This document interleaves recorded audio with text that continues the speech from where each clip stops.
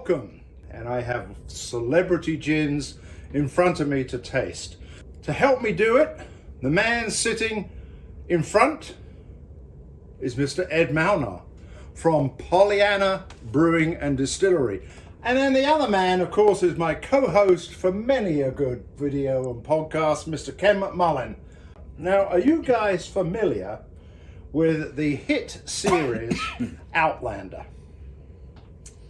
I've heard of it. You've I heard have no of it. idea what it's about. You're familiar with it. And is that because your vaguely. wife watches it, or? No, I just remember it seeming cool. I didn't watch a ton of it. But Okay. It's a very big thing with the in our duster and house. all that, right? Yes, it's kind of like historical drama meets time travel. That's kind of Meets where romance. my Hefeweizen got his name at Limestone. It was the Wheatlander, which The was Wheatlander. Okay, that was one of his beers. Okay. All right, so what we have here, so the guy who's the star of that is a guy by the name of Sam Hewn, and I think that's how he pronounces his name. It's spelled Heughan. I think it's Sam Hewn. And he has become somewhat of a heartthrob with America's female population. I think he's quite nice as well myself. He has decided that he wanted to go into the distilling business, and he now has produced a line of gins, whiskies, and actually tequilas. And they are called the Sassenach. And if you watch the series, the Sassenach is what he calls his love interest in this series. And Sassenach is basically an outsider to the Highlanders. This is called a wild Scottish gin. Let's see if I can show that to the camera. There we go. Oh, there we go. Right, you got it? There we go. And it is produce of Scotland. And it's a wonderful bottle. Do you like that bottle? It's like a nice color. It's lovely, yeah. It kind of stripes it and everything. A little bit of a green tint to it, to the glass. That's right. Now this one is open. As you can see, I've had a lot of this. It's very popular with the people who come over to the house, and with the lady of the house, the lovely Kimberly. She likes a Sassenach gin and tonic. I do have, if I may come behind you, if you'll pardon the expression, I do have a bottle that is full, unopened, and personally signed on the top here. Let's see if I can get you in that. There we go. There on the top there, by Sam Hewn. Now I say signed, you can see Sam, but then the Hewn is just a swipe, you know. And they got this when he came over to do a promotional gig for his stuff. So this I've had, as you know, and it has a really nice cork as well, which has the Sassenach on the top of it and everything. Let me see if I can show that to the, there we go. See, look at that. How about that? Which is quite nice. Now, it wasn't quite as impressive it was okay, Yeah. but it's a taller bottle. So this is our second celebrity gin, which I'm going to pour out. And let's see what you think of this one. Now, he also does whiskey, as I said. But I'm not a whiskey man. Are you a whiskey man? yes, sir. Oh, there we go. I should have got the whiskey as well.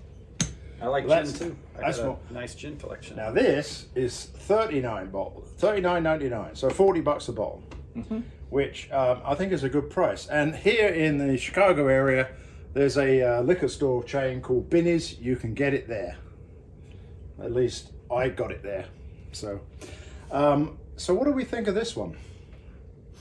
Now this, to me, has more, doesn't have that parsnippy, which I suppose is appropriate because it doesn't have parsnip in it. But it's got more botanical type, you know. It's Let me more. try. It is more delicate, and even the juniper, which of course is there, but it doesn't come through as strong as it did in the James Mays. In James Gin. James Gin. Yeah. So I'm working on botanicals.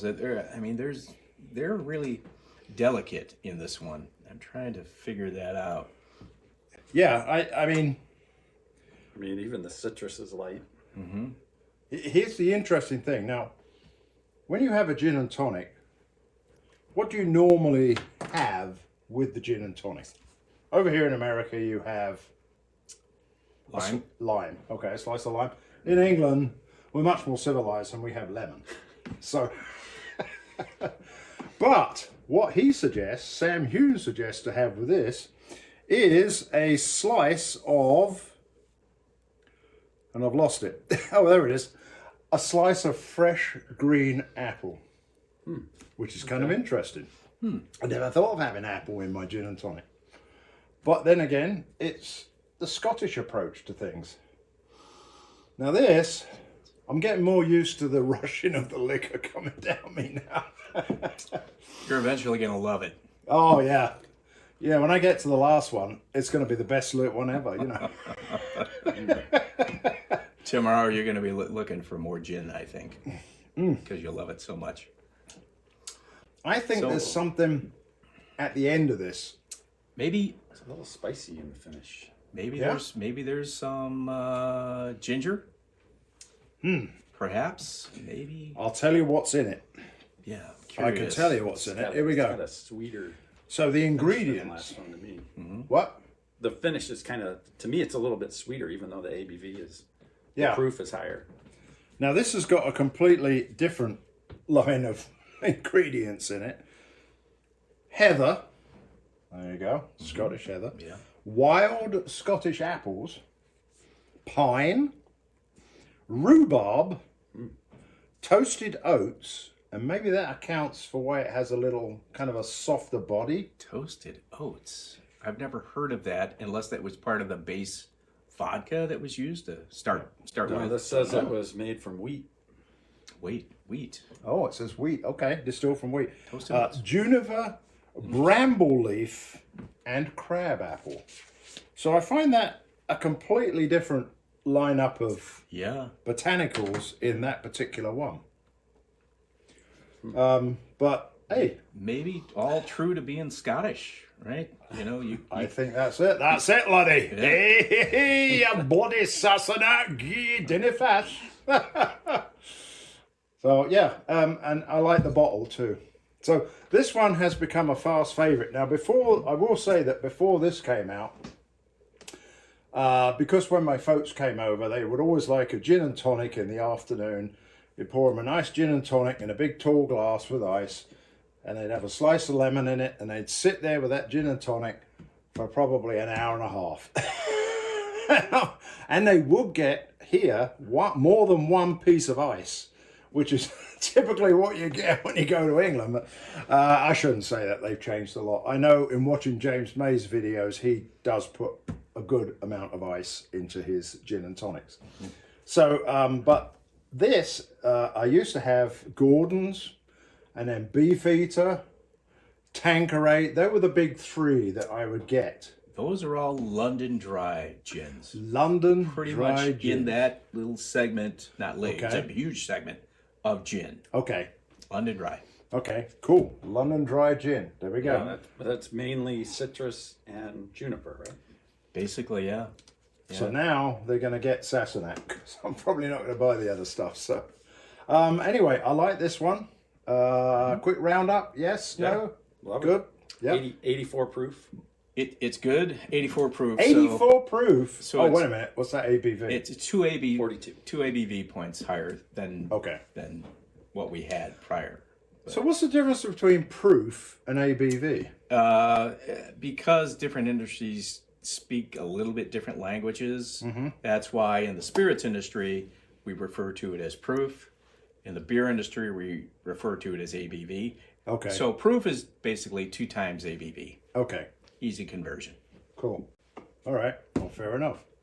Right. So we like the Sassenach. Hi there, Sassenachs. Well, I've got some really exciting news for you. Yes, finally, the Sassenach is on tour. Our winter tour starts this February. We're going to be in all the states. Well, maybe not all the states, but quite a few states. Here they are: New York, Kentucky, Illinois, Florida, Texas, Colorado, Arizona, and finishing in California. I can't wait to visit all these states. See you guys. Come on down, meet us. We'll sign your bottle. I might sip a little bit of Sassenach. Slanja.